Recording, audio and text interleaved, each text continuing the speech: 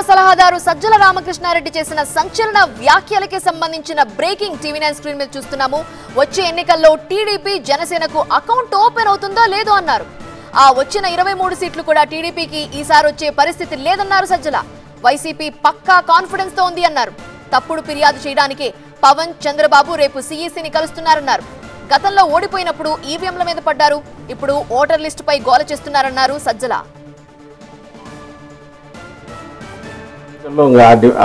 Account open అవుతుందో లేదో doubt వాళ్ళకు. 23 కూడా వచ్చే ఛాన్స్ లేదు. సో ఇప్పుడు నుంచి ఒక గ్రౌండ్ ప్రిపేర్ చేసుకుంటున్నారు. నిజంగా చేస్తున్నది వాళ్ళు. మేము ఆధారాలతో సహా చూపించాం.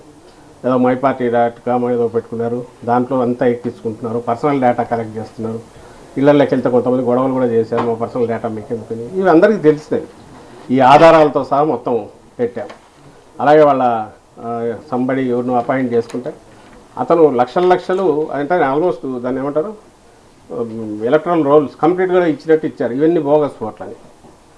అవి కిందికి పంపిస్తే లక్షల్లో అవన్నీ జెన్యున్ ఓట్లని మళ్ళీ కింది నుంచి పైకి వచ్చింది. కానీ వాళ్ళకి రావాల్సిన ప్రచారం ముందు ఏదో చేయాలనుకుంటున్నారో అదైతే కొట్టేశారు. ఇదిగో ఇన్ని లక్షలు బోగస్ ఓట్లని మేము ఇచ్చామని. కానీ చేస్తున్నది ఎవరంటే హైదరాబాద్ నుంచి అదేది వాళ్ళు ఫ్లెక్సీలు పెట్టి మరి తెలంగాణ ఎలక్షన్ కాగానే ఫోటోలతో సహా ఇచ్చాము ఎలక్షన్ కమిషన్.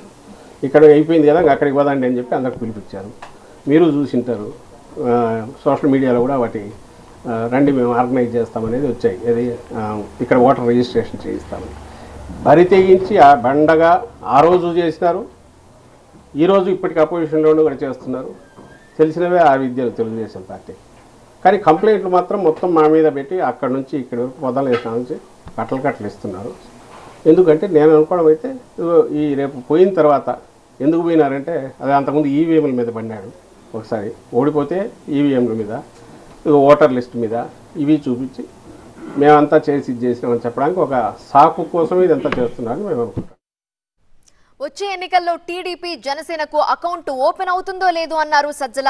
ఆ 23 సీట్లు కూడా టీడీపీకి ఈసారి వచ్చే పరిస్థితి లేదు చెప్పారు.